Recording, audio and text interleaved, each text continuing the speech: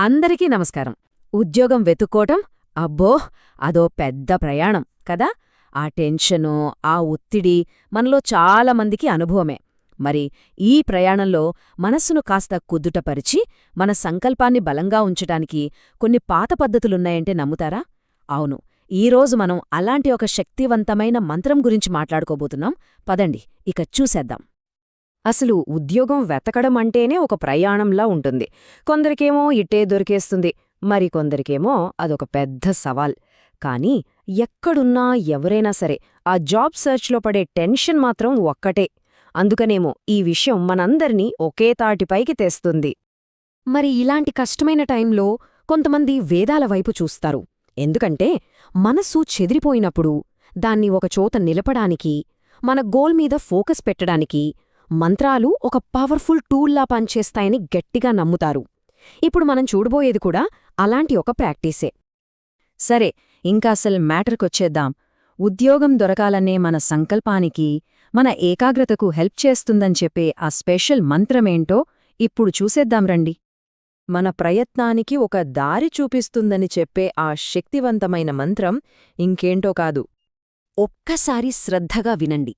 ఆ మంత్రం ఓం హ్రీం శ్రీం క్లీం నమః ధ్వజాయై.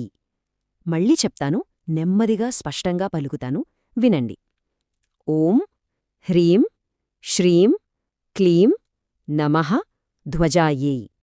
చూడండి, మంత్రాన్ని ఏదో చదివినట్టు కాకుండా దాన్ని పలికే విధానం అంటే ప్రొనౌన్సియేషన్ చాలా ముఖ్యమని ఇక్కడ క్లియర్గా చెప్తున్నారు. ఎందుకంటే కరెక్ట్గా స్పష్టంగా పలికినప్పుడే ఆ మంత్రానికి అసలైన పవర్ వస్తుందట. సో ఉచ్చారణ మీద కొంచెం కాన్సంట్రేట్ చెయ్యాలి. సరే, మంత్రమైతే తెలిసింది, కానీ దీన్ని ఎలా ప్రాక్టీస్ చెయ్యాలి?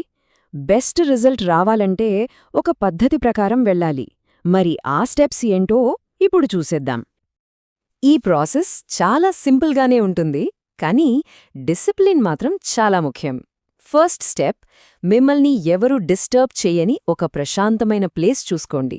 నెక్స్ట్, ఉద్యోగం సంపాదించాలి అనే ఒకే ఒక్క ఆలోచనపై మైండ్ని మొత్తం ఫోకస్ పెట్టండి. ఆ తర్వాత మంత్రాన్ని జపించడం స్టార్ట్ చేసి దీన్ని ప్రతిరోజూ కంటిన్యూ చెయ్యాలి. మరే రోజుకి ఎన్నిసార్లు చేయాలి అనే డౌట్ రావచ్చు. దానికి కూడా ఒక లెక్కుంది. ప్రతిరోజూ సరిగ్గా 27 సార్లు ఈ మంత్రాన్ని జపిస్తే దానెఫెక్ట్ చాలా పవర్ఫుల్గా ఉంటుందట. సరే, ఎన్నిసార్లు ఓకే, మరి ఎన్ని రోజుల పాటు చెయ్యాలి?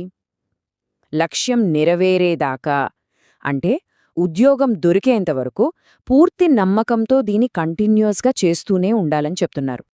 మనం ఈ మంత్రం జపించేటప్పుడు మన కాన్సంట్రేషన్ని ఇంకా పెంచుకోవడానికి ఏ దేవుళ్లను తలుచుకోవచ్చు? మనసును ఒకచోట నిలపడానికి హెల్ప్ చేసే ఆ దేవతల గురించి ఇప్పుడు తెలుసుకుందాం. ఇక్కడొక 3 ఆప్షన్స్ ఉన్నాయి. వాటిలో ఎవరి ఫోటో అయినా ముందు పెట్టుకుని జపం చెయ్యొచ్చు. మొదటి ఆప్షన్, మన చదువుల తల్లి, జ్ఞానాన్ని ఇచ్చే సరస్వతీదేవి. లేదంటే గురువులకే గురువుగా చెప్పే శ్రీ దక్షిణామూర్తి స్వామివారి ఫోటోని కూడా ఎంచుకోవచ్చు. ఈయన జ్ఞానానికి ప్రతిరూపం. ఇక మూడో ఆప్షన్, జ్ఞానానికి తెలివితేటలకు అధిపతి అయిన శ్రీ హయగ్రీవుడు. ఆయన్ని కూడా తలుచుకోవచ్చు. అయితే ఇక్కడో ఇంపార్టెంట్ పాయింట్ ఉంది. ఒకవేళ ఈ దేవుళ్ళ ఫోటోలు దగ్గర లేవనుకోండి, ఏం పర్వాలేదు, అదేమి కంపల్సరీ రూల్ కాదు. అంటే ఫోటో ఉందా లేదా అన్న దానికన్నా ముఖ్యమేంటంటే ఏకాగ్రతగా కూర్చోగలిగే ఒక ప్రశాంతమైన చోటుండటం. అదే ఈ ప్రాక్టీస్లో అన్నింటికన్నా కీ పాయింట్. సరే, ఈ టాపిక్ ముగించే ముందు ఒక్క ప్రశ్న. మన లక్ష్యం మీద మనసుని పూర్తిగా పెట్టటానికి ఇలా ప్రతిరోజూ చేసే చిన్న చిన్న ఆచారాలు, రిచువల్స్ ఎంతలా హెల్ప్ చేస్తాయంటారు? దీని గురించి కాస్త ఆలోచించండి. మళ్ళీ ఇంకో ఇంట్రెస్టింగ్ టాపిక్తో కలుద్దాం.